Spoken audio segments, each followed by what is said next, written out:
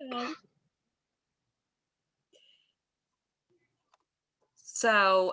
yeah, we'll be talking tonight mostly about summer releases with some fall sneak peeks, and some of the books you'll see are just available, and some are coming out. So our season for summer starts a little earlier than the actual summer calendar, but this first slide features one of my favorite little poetry anthologies from Everyman Library. It's called Buzzwords, and they're poems about insects, and that is available. Came out for National Poetry Month. And then also Amanda Gorman, we are Amanda Gorman's publisher. We will have three books from her by the end of the year. And she has just taken the world by storm since she delivered her inaugural poem at President Biden's inauguration. So please keep a lookout. Her picture book, Change Sings, is delightful. I heard her read it at the American Library Midwinter Conference. And so we will be issuing her first collections of poetry.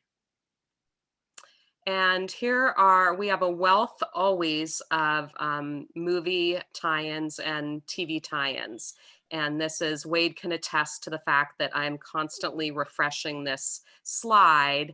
Yes. So, and this probably doesn't capture everything. It's just an absolute boon of streaming opportunities, and certainly the Underground Railroad is getting so much attention that's now available. And then we have some mysteries. Wade, you're a fan of Mick Herron.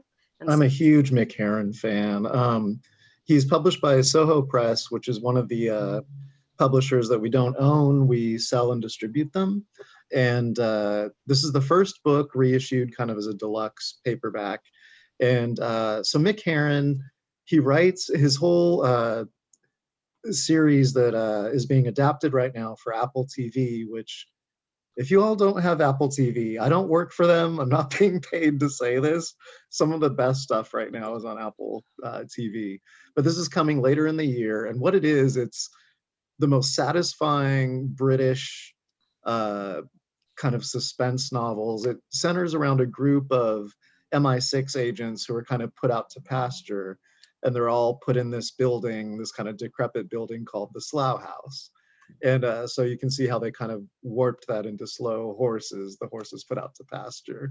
And it comes to be that they're kind of reactivated. And the cast of the show is unreal. Gary Oldman, Kristen Scott Thomas, Bill Nighy, who, you know, he's one of my all-time favorite actors. So it looks like a lot of fun. We don't have an exact date for when it's going to be streaming on Apple Plus, but I'm very, very excited about that. And I might as well give you a little rundown. Speaking of Apple Plus, Isaac Asimov's Foundation is being adapted as well, which should also be this year. And it all centers around this idea of mankind is spread throughout the universe, and this one man has developed this kind of thinking that's almost kind of a reference to Dune in a way, because it's this mathematics that is almost magical. He's kind of able to make prophecies and that sort of thing through the use of math.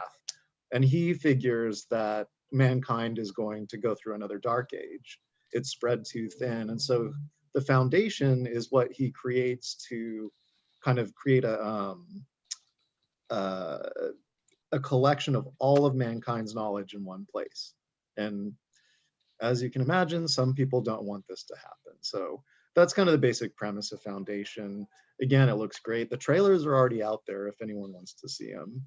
Yeah, the trailers are out for a lot of these, and in some other evolution of this book buzz, we'll play trailers, but now we just have to look at these tremendous covers and the Jojo Moyes, The Last Letter from Your Lover. People are really excited about that. And Nancy Mitford coming to BBC. That should be delightful too. Oh, that's news to me. That sounds good. Yeah, I just found that one. So if you're interested in, or you're missing author events, we are producing so many virtual author events and podcasts, and it's just our calendar is full. And now with virtual events, you can watch things in many parts of the country. The Free Library has John Freeman and Tracy K. Smith tonight, going on tonight, or actually, since that's East Coast time, it's already happened.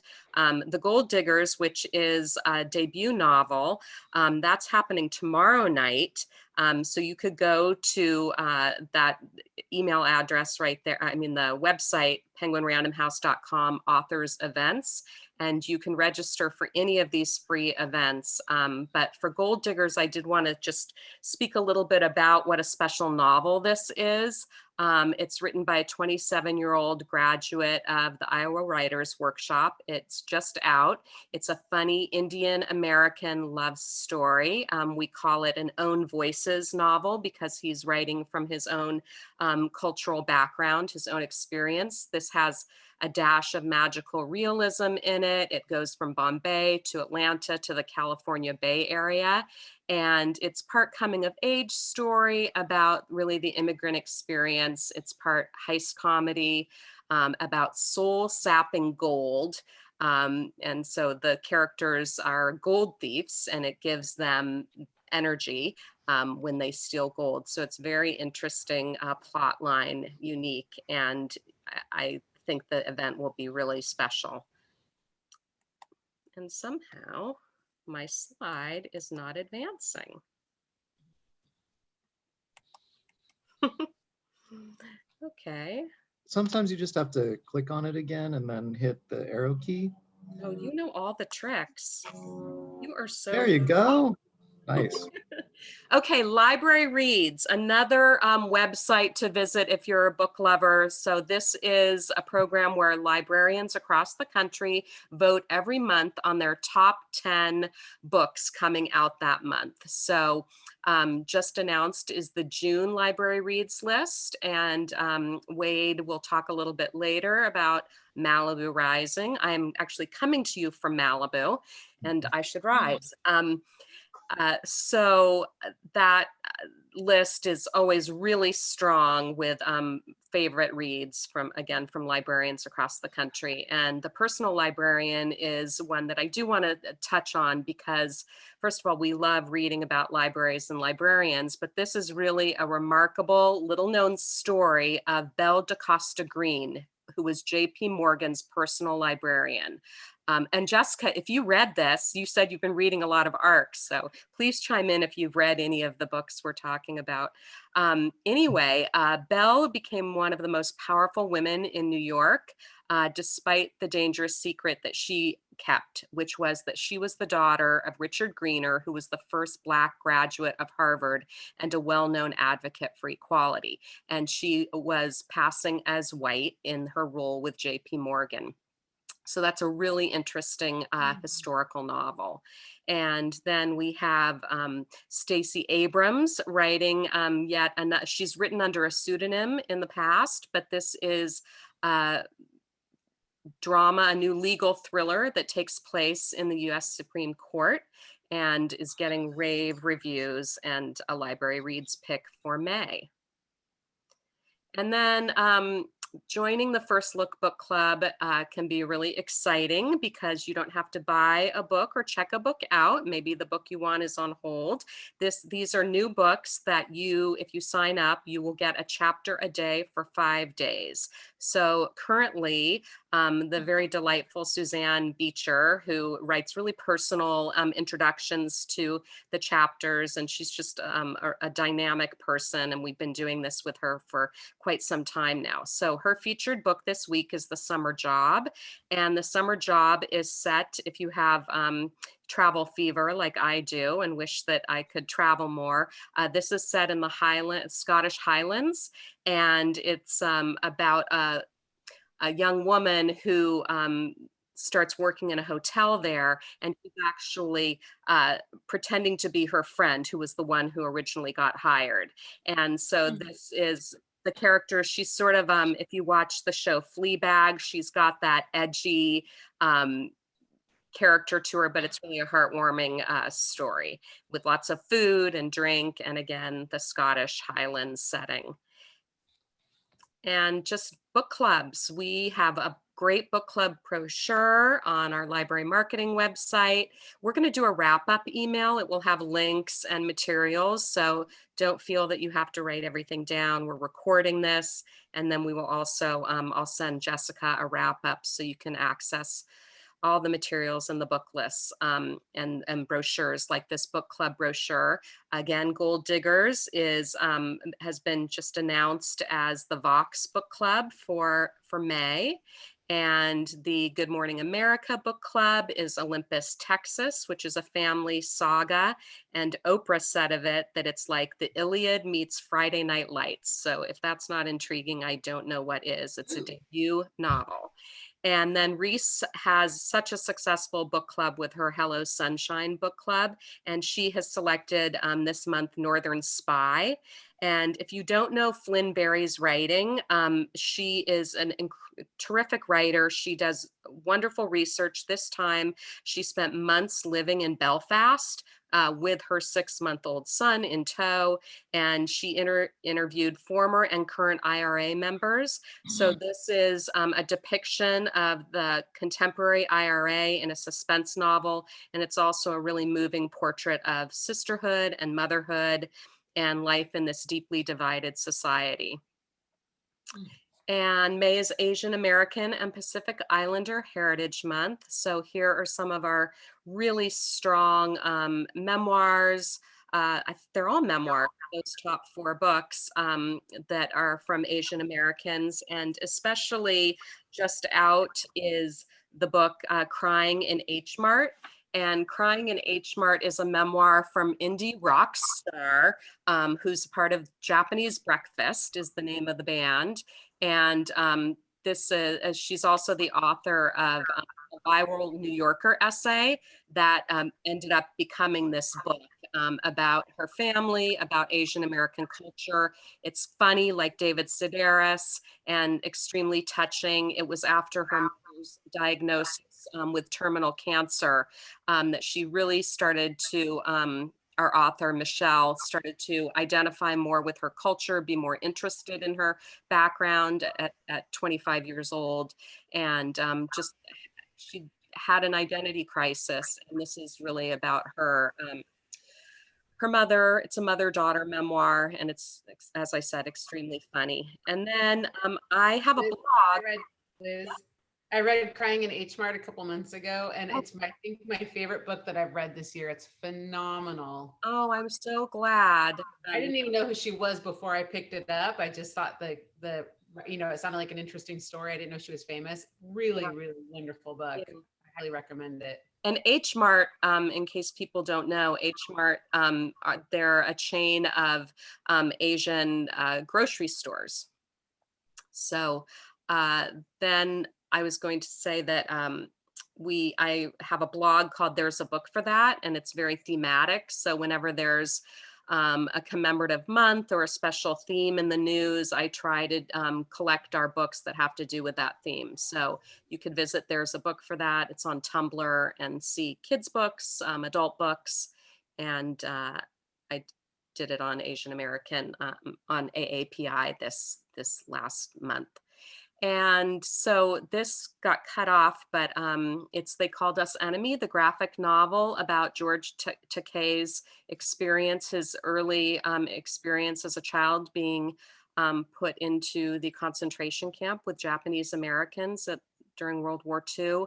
He is, I understand, because Wade brought this to my attention, that Huntington Beach has had this as a community read for 2021. And if you look up his videos in conversation, because San Diego also had it as their city ride read, and he is just so beautiful to listen to, and I highly recommend. If you've never read a graphic novel, this would certainly be one to start with. We also have it in Spanish edition, and there's a newer edition with supplemental material that's come out. One of the fun things too about that book, it is a graphic novel, but don't let that throw you off. It's a very moving story, kind of eye-opening in many ways too. And if you didn't know, Vroman's bookstore in Pasadena, you know, the legendary iconic bookstore, is actually name checked by him. They actually delivered books to the camps back then, which is kind of an interesting little tidbit. Did not know that. And it's published by IDW Publishing, which is based down in Point Loma, San Diego. So they're also a California publisher. Local. And May is also Mental Health Awareness Month. So I just, again, did the theme on my blog, but I wanted to call out a couple of important books. One is The Comfort Book. Matt Haig is a very popular writer. He wrote Reasons to Stay Alive. Most recently, he wrote a novel called The Midnight Library. He's also has a book called Notes on a Nervous Planet. Which was about the burnout we feel from social media. But this is The Comfort Book, and it is what the title says it is. It's written for anyone who's in search of calm and goodness, and you can just trust he's a fantastic, probing, insightful writer. And that'll be out in July. And then I am really interested in Dopamine Nation, which is written by Dr. Anna Lemke, who is a medical director of Stanford's Addiction and Medicine, their Addiction and Medicine Center. And this illuminates dopamine, which is the neurotransmitter that floods our brain as we anticipate the cheap delights of everything from potato chips to angry tweets. And these products are everywhere, as we know, day and night, proliferating in the frenetic dopamine economy of our dopamine nation.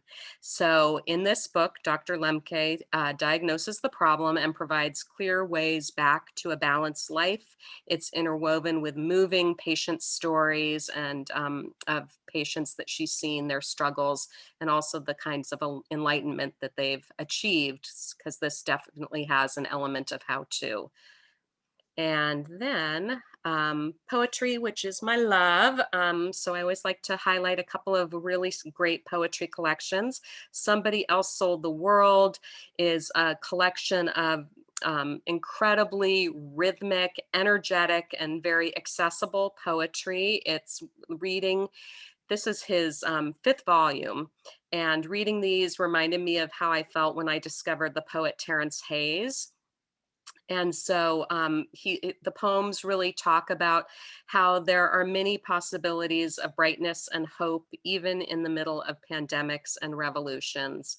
And he was a finalist for the National Book Award and Pulitzer Prize, and he's the former poet laureate of Indiana. His book, The Big Smoke, is also currently a National Endowment for the Arts Big Read book. And then Sonia Sanchez, she's one of the greatest American poets in our history. This is the largest collection of her life work. She's the much honored poet and founder of the Black Arts Movement. This spans 4 decades in her literary career. It's going to include poems written especially for young people. And for decades, she's made sure wherever she goes on her reading tours to visit high schools and libraries to read for young people. And her memoirs are going to be coming out probably in 2022 with an introduction by Ta-Nehisi Coates and Chris Jackson, who's the publisher of one of our most amazing imprints, One World Press. He's going to be editing her memoirs. And Maya Angelou said of Sonia Sanchez that she is a lion in literature's forest. When she writes, she roars, and when she sleeps, other creatures walk gingerly. And now we have some new fiction. So The Music of Bees is a debut novel by Eileen Garvin. She's actually a beekeeper herself in Hood River, Oregon.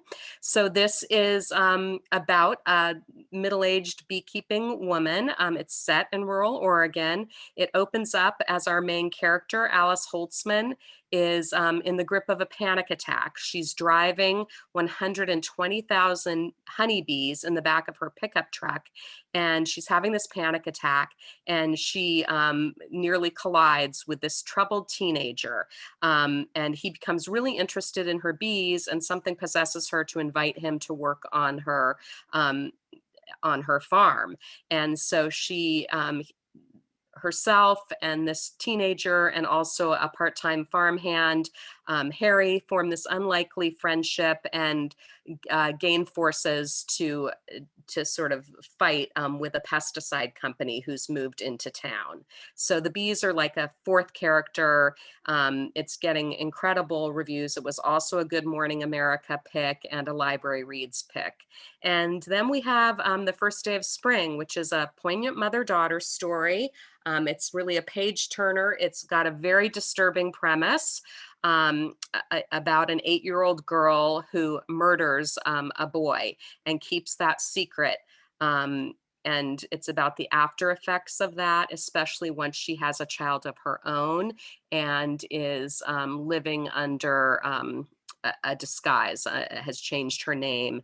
And so Tucker, Nancy Tucker, writes from professional experience in pediatric mental health. And her child's voice is really authentic. The narration alternates, of course, between the child and the adult. It's set in Northern England and getting starred reviews everywhere. So it's also a really good book club choice because it's got quite, like I said, a disturbing premise and controversial storyline. And then Ghost Forest, which is great for fans of, if you like the movie The Farewell. This is a slim, I love the cover, it's so beautiful.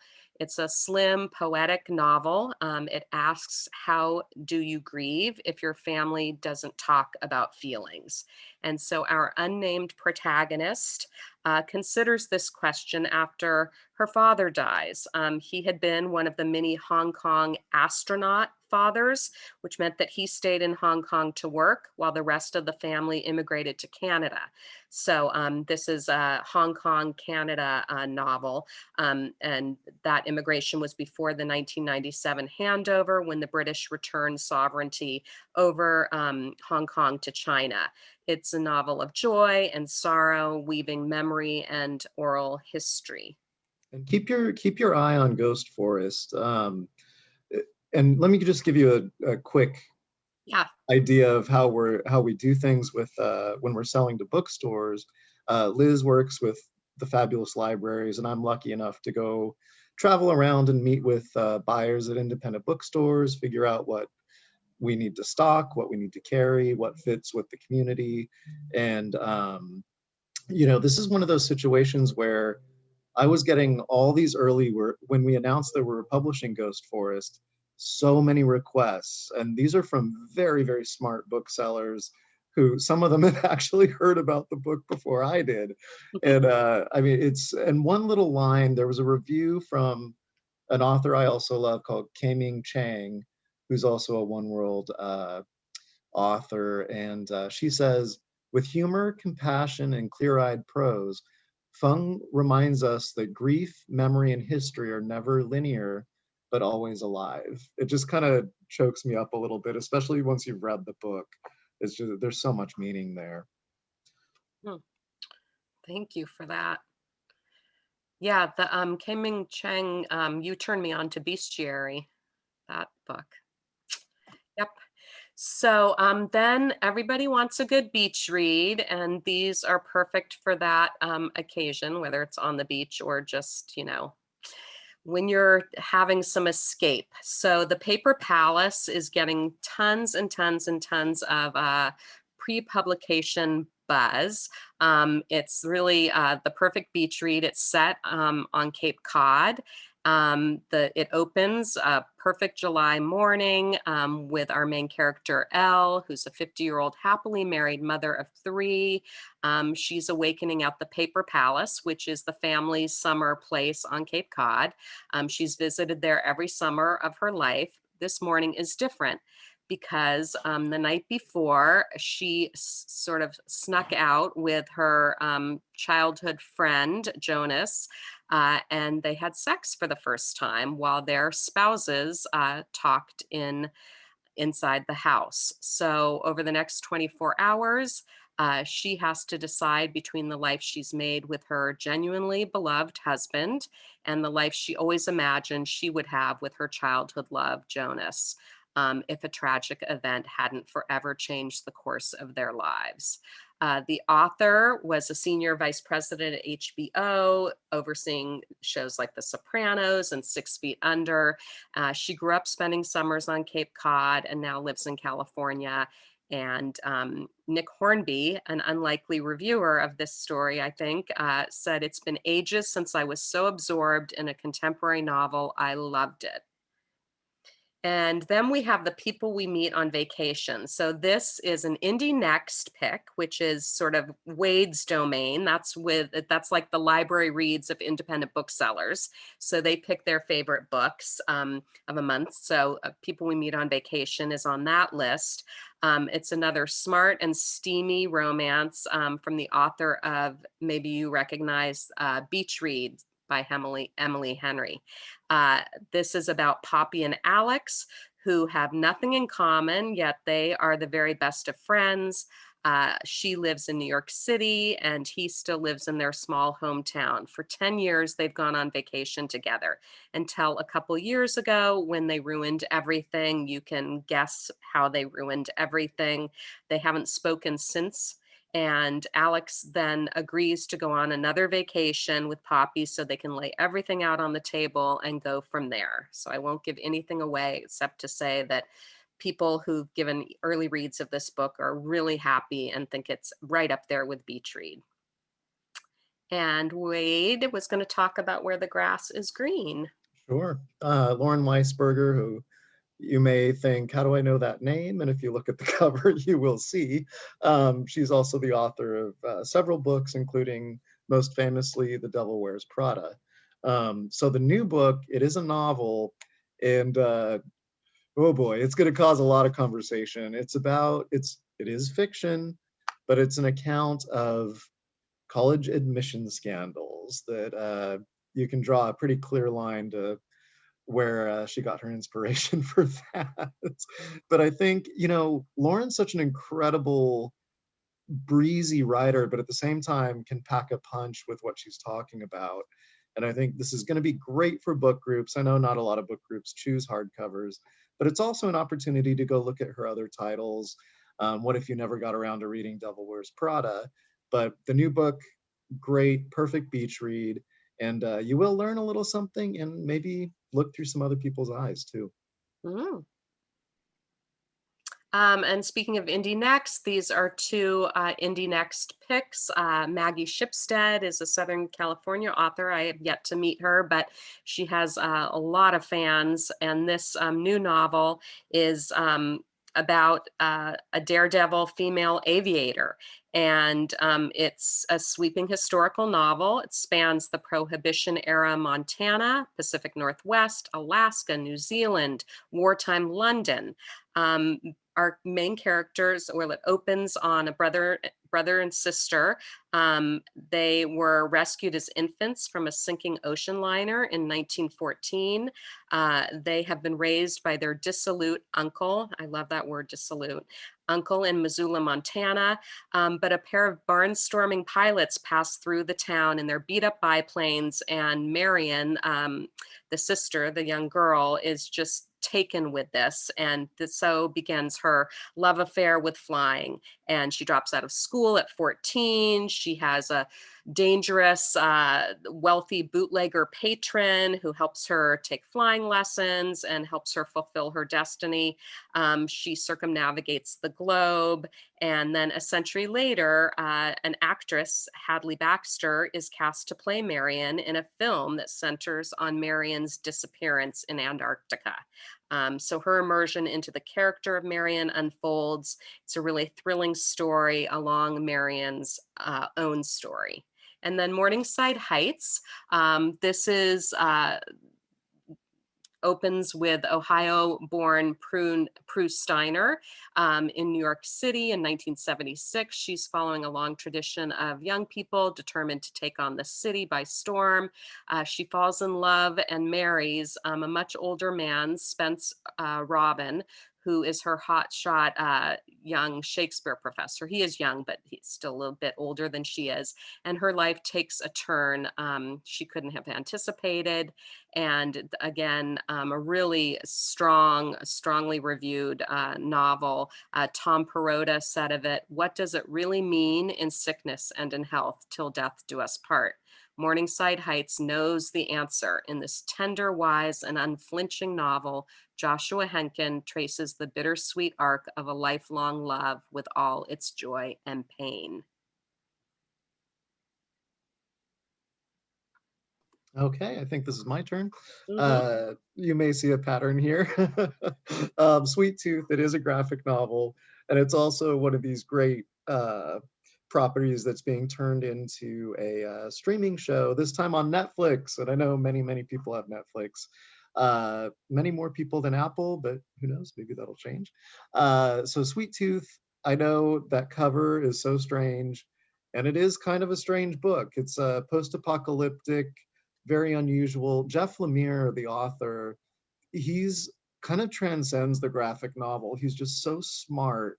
And these books, I mean, the emotional impact they can have, along with the art and these deep texts that's included in it, it's incredible. But and I do highly recommend go. They just dropped today the actual trailer for Sweet Tooth on Netflix, which comes out, I believe, toward the end of the month on Netflix. It's soon. And just so you know, you may not be able to buy it if you're out looking for it, because it just flew out the door when the first trailer launched, everything. But of course, you have your library to go to and get Sweet Tooth, or get it for someone who loves graphic novels. Again, super smart, post-apocalyptic, great stuff. And you do have the Netflix show. Da, da, da, da. And yay, Malibu. And Jessica, I told you, don't make me call on you, because I will. Malibu Rising is the new book from Taylor Jenkins Reid, who's written several novels, including one of my favorite books, Daisy Jones and the Six, which was about a fictional 70s rock band that is very difficult to read without believing it's a real band. You kind of have Google open and you keep checking to see if it's factual. And if you haven't read Daisy Jones and the Six, I highly recommend it. But two things I want to add about that before we talk about the new book. If you have read the book or haven't, the audiobook of Daisy Jones and the Six, which you can download through the library, is phenomenal. It's read by a full cast, including Benjamin Bratt, who's a favorite actor of mine. And the really exciting news, and you're hearing it here first, is there is a Daisy Jones and the Six TV adaptation. It'll be a mini series, and it's starring Riley Keough, who is Elvis Presley's granddaughter. So that's super cool. She's playing Daisy Jones. But I had to triple check. I was doing some other presentations toward the end of the week last week into this week, and I had to triple check to make sure I was allowed to say that. And yes, I am. But just that I had to check means that you're one of the first to know. So that's exciting stuff. Malibu Rising is her new book, and it is set in Malibu, where Liz lives. And it's about this kind of infamous party in the 80s. And this family, it's a celebrity family with professional surfers and a photographer. And the siblings all come together. And it's just such a fun book. And I do, Jessica, I want to call on you. What did you think when you read it? So I loved Daisy Jones and the Six. That book is just incredible and so unique, and it's a format that you wouldn't think would work, and it completely does. She also wrote the Seven Husbands of Evelyn Hugo. Did I get that right? Which was I also loved. So all very different. So Malibu Rising again is completely different. She just understands her characters and she makes you want to spend time with them. You just feel like you know them, like they're actual people that you know and can hang out with. So the character descriptions were fantastic. You're rooting for the family all the way through. And I grew up in LA and went to Malibu all the time. And so just reading, in the 80s, so just reading all of the Malibu places, I was like, oh, I know that beach. I know that beach. That was fun. But yeah, she's just, her writing is just really interesting. It's really focused on the characters, not as much action, but it really draws you in. So I recommend all of her books, really. And Liz, you hung out in Malibu in I mean, talk about double checking. When I saw the premise of this book, I wrote this friend of mine. I'm like, but I was at a party at your house and Rob Lowe was there in the 80s on that street. Could this be? It was Yeah. And she is, there's a free event on June 1st when the book comes out, hosted by Pages, a bookstore in Manhattan Beach. And it's virtual. So feel free to check that out. Again, it's a free event. And Taylor is just a fabulous human being. She's so fun to hear talk. I heard that Daisy Jones and the Six was loosely based on Fleetwood Mac. Yeah, that's what I heard too. There's another band, and it's slipping my mind that she mentioned specifically. There's several bands she kind of pulls from, and I'll look that up as we go forward. I can't remember the name. It was one I wasn't familiar with, but yeah, that's definitely one of the influences. We have a lot of titles. I'm looking at the time. Okay. Oh, yeah. But so connected to anybody who loved Daisy Jones and the Six, I'm really excited about this. This is a novel, a debut novel by Emma Brody, and it's loosely based on Joni Mitchell and James Taylor's romance, their relationship. I'm getting sort of an echo. Is everybody hearing that? No, I'm okay now. Anyway, this is, like I said, a novel loosely based on James Taylor and Joni Mitchell's love affair. The year is 1969. The festival is in the book called the Baleen Island Folk Festival in New England. Jesse Reed, who's our James Taylor, is the tall, blue-eyed guitar player on the cusp of fame, except he has a motorcycle accident on the way to the concert. And so Jane Quinn, who's a local singer-songwriter, she and her band are invited to fill in, and she can hardly believe it. A star is born in her at that time. And Jesse stays on the island to recover from his near-fatal motorcycle accident and strikes up a friendship with Jane, and he helps her produce her first record. So this is also very much a novel about the music industry's sexism, about the sacrifices a woman of that time needed to make to, and if you know anything about Joni Mitchell, you know about her sacrifices, like giving up her daughter.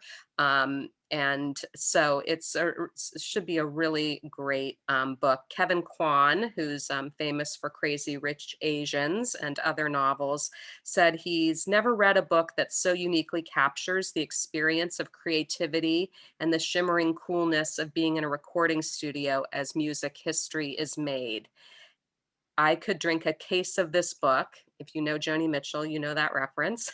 I'd still be on my feet. And this is also very buzzworthy, Wade. So Clark and Division is about, and first I want to say Naomi is from Pasadena. And again, you heard this first. Her next book is going to be about Boyle Heights. But anyway, back to Clark and Division. It's about an internment camp in Chicago. And some of it's based on Naomi's family history. It's so well done. And it does have this great suspense aspect to it too. And when you first get the book and you open it, the end papers, as we call them, are these illuminated maps of Chicago. And we had the opportunity to speak with her as a group.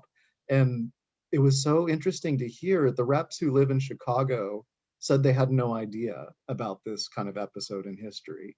So great, fun suspense, but you will learn something. And she has such a great voice, and Asian voices, this is what we're looking for. And Velvet Was the Night. another diverse voice, Sylvia Moreno Garcia. Of course, she's known for Mexican Gothic, which was such a huge phenomenon. And that was an ode to the Gothic novel. And Velvet Was the Night is so much fun. It's totally different. It's her ode to the noir novel set in Mexico as well in the 70s and 60s. So much fun. And I can't wait to see what she's going to do next. They keep promising us that each book is going to be different. And one of the fun things too is that since she is bilingual, she'll be doing events for Velvet Was the Night in both Spanish and English. Oh, that's great. That's rare. Mhm. Okay, summer thrillers. So everybody's super excited about Paula Hawkins, who wrote The Girl on the Train, with A Slow Fire Burning. These reviews are just as strong as with The Girl on the Train. Its premise is a young man is found gruesomely murdered in a London houseboat. This triggers questions about three women in particular. Three women who are, for different reasons, simmering with resentment, who are, whether they know it or not, burning to right the wrongs done to them. Lee Child said of Hawkins that she's proving herself a worthy 21st century heir to Barbara Vine and Patricia Highsmith. That's very high praise. And then The Damage. So this is a suspense novel. It's the first in a 2-book deal introducing Julia, a smart, passionate lawyer. It's set in the gritty New England small town where a family has been torn apart by an alleged assault. It's based on the author's own experience in a domestic child violence unit as a lawyer. She left that career when she started to really burn out. Then The Turnout. So this is, I always thought that the world of ballet, I mean, I'll date myself, but The Turning Point was a great movie. And I just always felt like that whole setting, the competitive intensity of the ballet world is just a great, makes for great plots. And that's the setting of this novel, The Turnout. Megan Abbott is one of those rare authors that comes with a defined brand. This is her first book with us. She's moved publishers. 4 of her not previous novels are in development for TV adaptations. She's a staff writer for HBO's hit show The Deuce, and she's won 5 Edgar Awards. So she is a really strong psychological suspense and mystery writer. This is getting starred reviews. As I said, it's set against the backdrop of the ballet studio where sisters Dara and Marie have been dancers since they can remember. After their parents died, they started running the studio.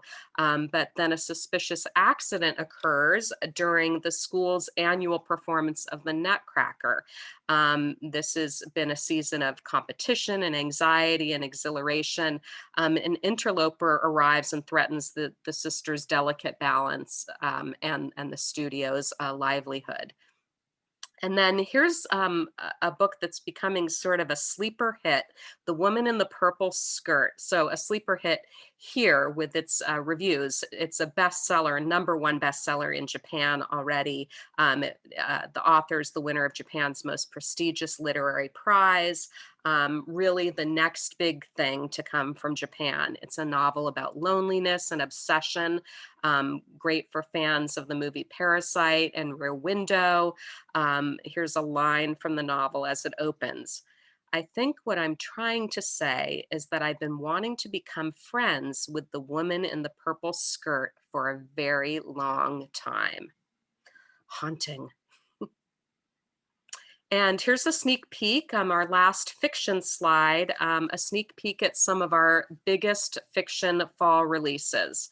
So The Lincoln Highway, if you've read Amor Towles, A Gentleman in Moscow was his most phenomenal book, but The Rules of Civility was his debut. Both super popular novels, and everybody's really excited about him. He's also a lovely author. He does lots of events, and he's just great fun to talk to. So this is set in 1950s America. It's somewhat of a road trip, but it spans just 10 days, told from multiple points of view. It opens in 1954 as 18-year-old Emmett Watson is driven home to Nebraska by the warden of a juvenile work farm. He served 15 months for involuntary manslaughter there. His mother's long gone, his father is recently deceased, and the family farm has been foreclosed upon by the bank.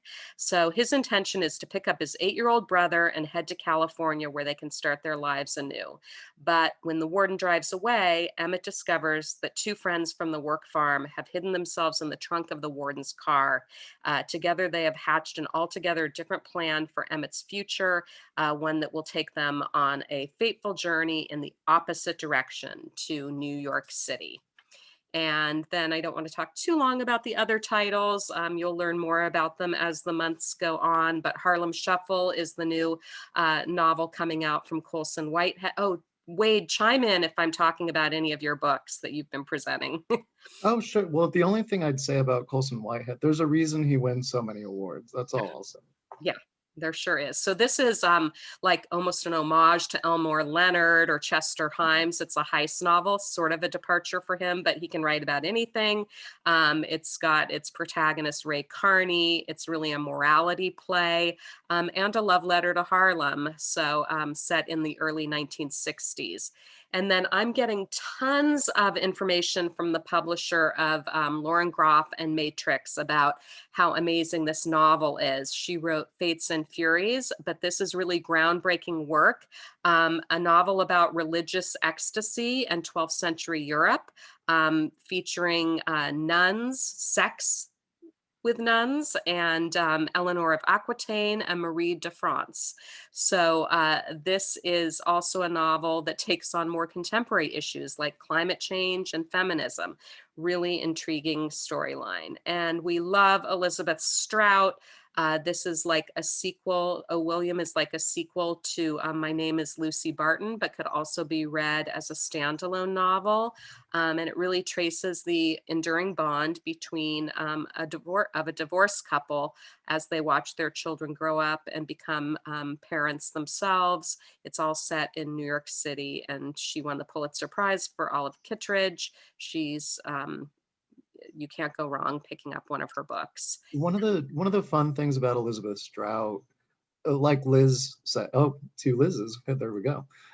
You can pick up any of her books and read them individually, but they all intermesh in a really interesting way, the characters. But anyway, feel free to pick any of them up and you're going to get hooked. Mm-hmm. And do you want to talk about Diana Gabaldon? I'm sure everyone's totally excited about that. Well, one of the things I can tell you is that I can't tell you anything. It's Tell one you of that those the things that's so cover. frustrating. I'm a big Diana Gabaldon fan. And I think one of the things that's so special about, if you're a fan of the Netflix show, or I think it started on AMC and then went to Netflix, it's so close to the books. So I think the new season is coming out very soon. But if you want to go beyond that, you need to pick this up and binge the book. Yeah. And then Karl Ove Knausgaard has a new novel coming out. We've published his seasonal quartet, summer, fall. I'm not going in order. But this will be at 666 pages, a departure from his more autobiographical work. It's revolving around 9 characters in August. And the morning star in question is a previously unseen star that appears and strange phenomena begin to occur. So it's a very metaphysical novel. It journeys from heaven to earth and to the realm of the dead. And now we're going to get into nonfiction, but Wade, do you recognize this lobby? That's our Penguin Random House lobby that nobody is going into, but it's 1745 Broadway in Manhattan. so beautiful. All those books, all that history. Okay, very special book by the author of The Boys in the Boat. This, I just watched his launch event. He wrote this very much in collaboration with Densho, which is a nonprofit that archives Japanese American stories. And so he launched this with Densho and Tom Ikeda, who has the forward. He's the director of Densho up in Seattle. And Daniel James Brown lives near Seattle. So Facing the Mountain is the story about, it portrays 4 Japanese American families and their sons. The sons volunteered and were deployed to France, Germany, and Italy in World War II. But this is more than a war story. He's telling the story of these soldiers' parents, immigrants who were forced to shutter their businesses, surrender their homes, and submit to life in concentration camps on US soil. So again, a similar subject to They Called Us Enemy. Really incredible writer, and these stories, you'll just learn so much. They're so moving.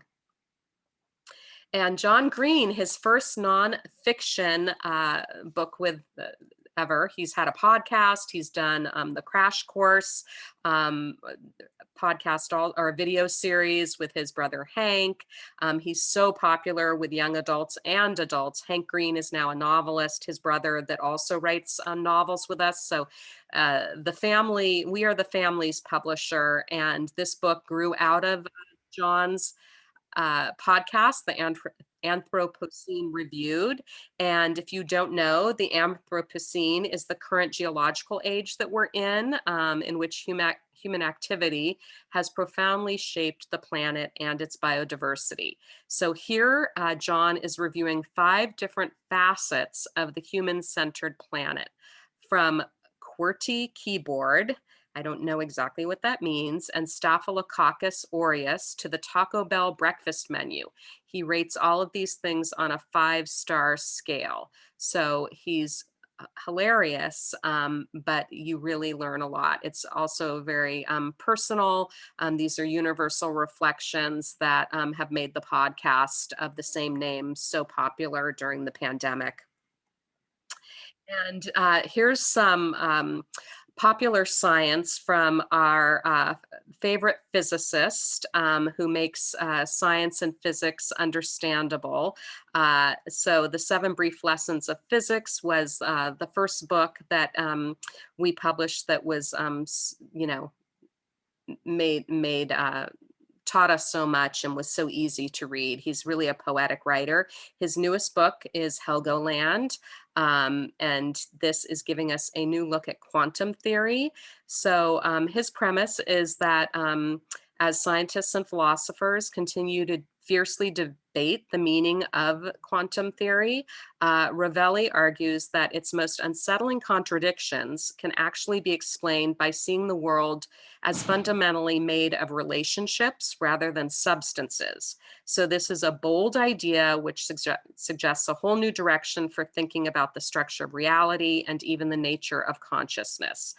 So you may know his name, or if you heard his voice, you might recognize it. He is on NPR. He's a favorite of Krista Tippett's On Being show and Science Friday.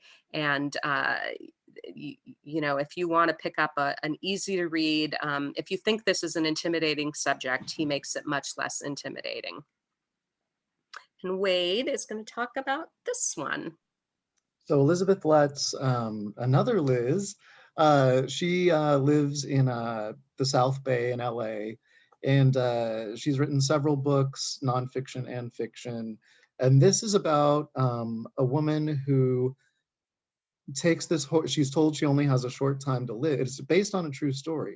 Told she only has a short time to live during the Depression, and she gets this cheap horse, decides to ride across the country from the east to west coast because she wants to see the west coast and the ocean, the Pacific, before she dies. And she has to disguise herself as a man, which is fascinating, her kind of experiences. And the message I took from this is kindness, especially at that time, and being a woman on your own traveling across the country.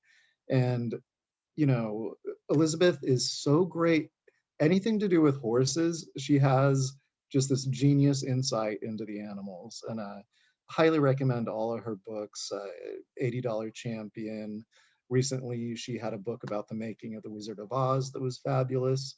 And this one, if you get a chance to hear her speak, and I'm sorry I don't have it at my fingertips, she does a great presentation, and she'll have the map that this woman took across the country. It's fascinating stuff.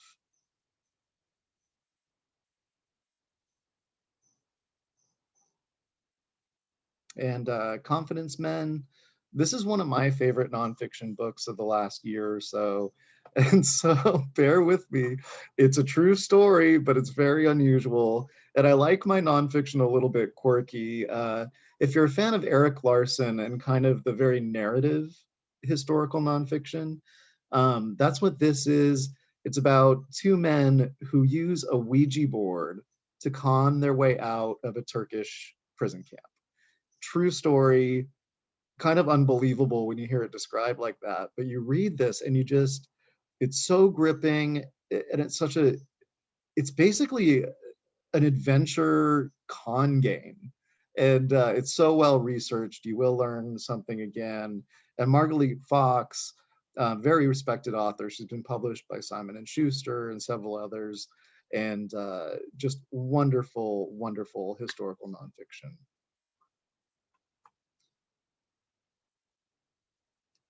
Liz, do you want to start on this one? I'll jump in. Oh yeah. So The Ugly Cry. I'm not finished with it, but oh my gosh, I have been laughing so hard reading this book. It's a new memoir, debut memoir, and it's also our company. We pick a book every season and call it the tidal wave. So where our whole company gets behind it and is reading it. And we just had an event with her that, Wade, I saw you were on that event too, where she talked to those of us at Penguin Random House about her experience with her editor. And this is a love letter to her grandmother who raised her. Her mom, who she says was a terrible narcissist, got pregnant very young, left home, left a good solid family, left home with this boyfriend out of high school, and ended up having 2 kids and really choosing him and following him to being the kind of parent that Danielle and her brother needed. But the grandmother stepped in, but this is not a grandmother that I've ever seen or read about. She loves horror movies. She laughs at Danielle at the most horrible times, but somehow she makes everything better and stable for Danielle. And I couldn't recommend this book highly enough. And Wade, I assume you feel the same way about it. It's special. Such a unique voice. And she lived in LA for a very long time. She lives on the East Coast now. But I will tell you, I was on the committee to select this book, and I can't tell you what the other 2 finalists were. They were heavy hitters. And for this to be chosen is really something special out of the thousands and thousands of books we publish each year. And she has a big following even before this book, because I guess her memes on Twitter under the name Feminist Ryan Gosling are very popular. But she is going to have this adapted. She said Paul Feig, who did Freaks and Geeks, who I love, love, love. But then I thought maybe she said there was someone new involved with it, and I couldn't remember, Wade. I thought maybe you could. But I don't recall, sorry. yeah, and what's really sweet is that she is now returning the favor to her grandmother and moving her grandma in with her. She bought a big old barn, and she was saying, yeah, my grandma wants to live in the silo. She's so weird. But anyway, it's just the tenderest, funniest, most authentic memoir. So I'll move on, although I love staring at that picture of her. And Wade, this is your book you wanted to talk about. So this is another very special nonfiction book. You can actually go to the Smithsonian and see the sack of possessions this book is about. And I mean, of course, I want to compare it to the things they carried, but this is a Black voice such an interesting slice of history about these belongings and the story behind them. And I guarantee you're going to need to look up the Smithsonian when you're reading this. It's very powerful, very moving. And it's one of those things, again, that right after it was announced, I was getting booksellers asking me for preview copies or for access to this book. I think it's going to be very important.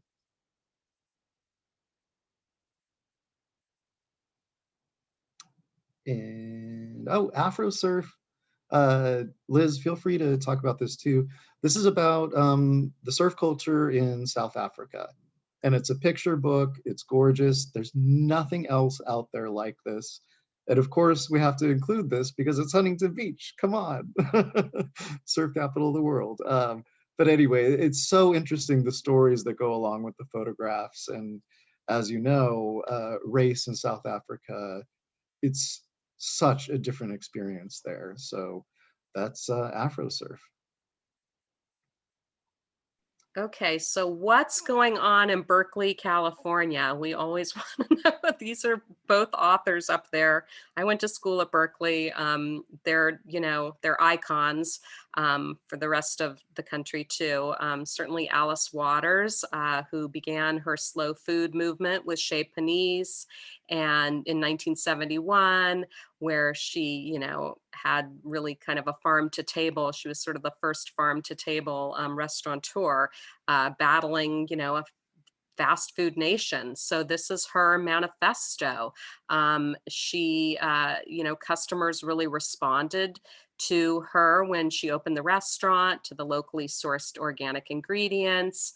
And, you know, she's combating still a country that just wants everything fast, and it's, as we know, not healthy. So she's arguing that by eating in a slow food way, each of us can nurture values such as biodiversity, seasonality, stewardship, and pleasure in work. And then Michael Pollan, this is sort of a follow-up, a more specific treatment of the things he talked about in How to Change Your Mind. This is Your Mind on Plants. It's really a radical challenge about how we think about drugs and an exploration into the powerful human attraction to psychoactive plants and also the taboos surrounding them.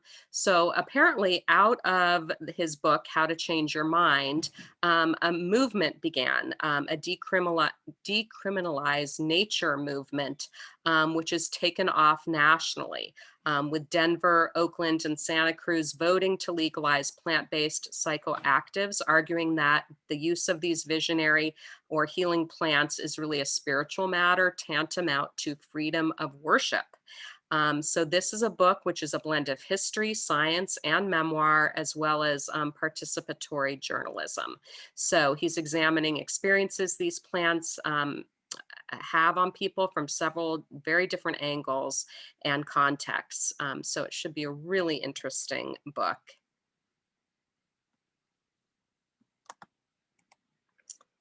And this is too. Oh, and another one of my favorite nonfiction books of the past year or so, The Sirens of Mars. It's written by an author with a science background. And there is science in the book. And I was trying to explain, actually, to my mom, I was talking about this book. She wanted to buy a gift for my uncle, who's a very serious nonfiction reader. And Sirens of Mars goes through everything from the search for life to the history of Mars, the geology, and then she also takes you through our experience through not only pop culture, but all forms of art and literature, and how it's influenced by Mars. And, you know, Mars is everywhere right now, as, you know, it should be. There's a lot going on. And this is an incredible book, so accessible. And like I said, the science is there, but it's a much bigger book than just the science. It's all different aspects of Mars and our lives. And isn't this the one that was, she was sort of inspired to take a turn in her life? Did her husband die or she was grieving? Is that, am I getting that wrong? That's The Smallest Lights in the Universe. Oh, you're Very similar book. Very similar book. I can see that. right. The author has a similar story, but yeah. Okay. Oh God, this is Oh, intense. I mean, I'll give you a brief preview. It comes out in August. This is the story of the Paradise Fires, and it's absolutely chilling. There's been another book about this, but that was written by British journalists who came into the town and made some interviews. This author is a writer up in the Bay Area. This has happened in Northern California. And the author is a journalist for radio and for newspapers up there, went and lived in Paradise after the fires and recounts these deeply human, emotional stories of the people that survived. And the one thing that just I cannot forget is her telling these stories of these people that the fire moved so quickly that even if they made it to their cars, that's as far as they made it. I mean, and she holds people responsible for it, which is very important, I think, for that discussion to happen. Um, it's a very emotional story. I mean, just looking at that cover, you can tell it's deeply affecting. I think it's going to cause a lot of people to talk and revisit these fires. Yeah, and it's important that she's a journalist up there, that she knows. Yeah, And lived there for, I think it was 6 months. She went and lived in the town. yeah. Ah, so this is, I think, our last, second to last slide. These are just major memoirs. The one that's coming out this summer is Billie Jean King, and the rest are the fall. So the Billie Jean King memoir is, well, you may have visited the library, the Long Beach Public Library, that's now the Billie Jean King Central Library. She just did a keynote speech for American Library Association that's happening at the end of June. She's just an amazing woman, as you know, and this is her autobiography as being the first female athlete to receive the Presidential Medal of Freedom. She's the founder of the Billie Jean King Leadership Initiative. I mean, she's just so active. She's such an important voice. In 2020, the Fed Cup was renamed the Billie Jean Cup, making it the first global team sports competition named for a woman. So what a trailblazer. And then we have Believing, another really important memoir from Anita Hill. And she's now a professor of social policy, law, and women's gender and sexuality studies at Brandeis University. It will be the 30-year anniversary of, let's see, in October 2021 is the 30th anniversary of Clarence Thomas's confirmation hearings. And original participants, Judge Thomas, Senator Chuck Grassley, and President Biden are still in positions of power in government. This is her talking about her journey and where gender equality stands now. So then we also have Ai Weiwei, his autobiography. It's widely anticipated. He's one of the world's most famous artists and activists. I never saw his work at Alcatraz, but I heard it was really incredible. And this is about a century-long epic tale of China through the story of his own extraordinary life and also the legacy of his father, Ai Qing, who was the nation's most celebrated poet. Ai Weiwei was born in 1957, and he now lives in the UK. It's full of beautiful color plates of his artwork, and really looking forward to that book. And then you mentioned the I Ching. We're publishing that with an introduction from him as well. Oh, really? Mhm. Oh, that's exciting. I did not know that. It's so important that we collaborate so we can teach each other stuff. And then a refugee's memoir, a rare thing. Refugees aren't always able to tell their stories. And this is Dogon, Mondiant Dogon's story of, he was born actually in the midst of the genocide of the Tutsis as it spilled into the Congo in the Rwandan genocide. So these are intimate, it's an intimate lens on a global crisis. He's writing with the extraordinarily talented Jenna Krajewski of The New Yorker, and she helped Nadia Murad's memoir, The Last Girl. She helped write that, and Nadia won the Nobel Prize for a Peace Prize, I believe it was. So like I said, rarely do refugees get to tell their own stories, but through this writing, he's trying to speak up for refugees everywhere. And he has lived in refugee camps since 1996. And with that, we are closing out our presentation, but I do encourage you to visit Borrow, Read, Repeat, which is our patron-facing library website.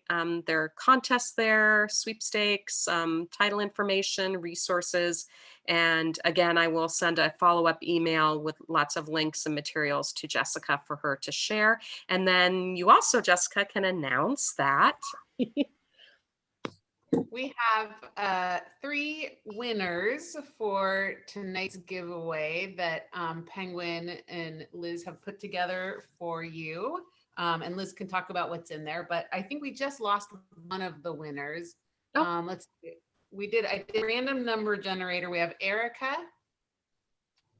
And I'm probably going to need an email address for you, Erica, unless I can find you on our registration list. Josie Jalik. I think you're still on. And then we just lost, it's under Gary Somerville, but I could see she was in the background. She was in the front. So I'll contact her and let her know that she's a winner. But are you on, Josie and Erica?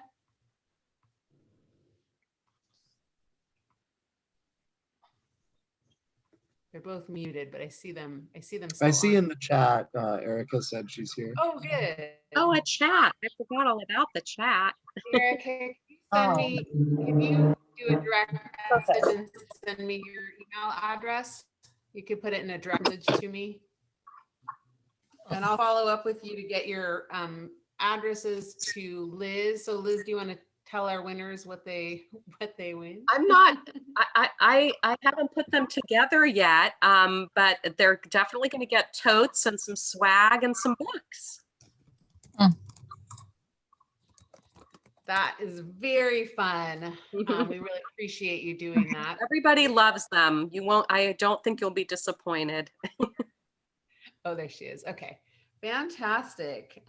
So we had a question in the chat about young adult books that it doesn't look like you've covered much tonight, but they thought you did maybe last year. Oh, I probably had a slide of a few things, and I'm sorry if you were wanting some young adult books, but I can certainly send a list if you want to provide your email. And also on the blog I was talking about, there's a book for that. There are quite a lot of young adult books there. But in terms of new young adult books, yeah, Jessica, have me back. I'll do a young adult presentation. I'm sure Wade would love to join me on that.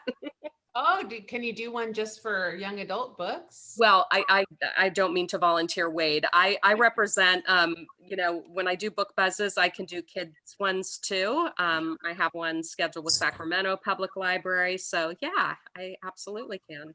Well, that's I work mainly with adult books, Yeah. and our list is so massive.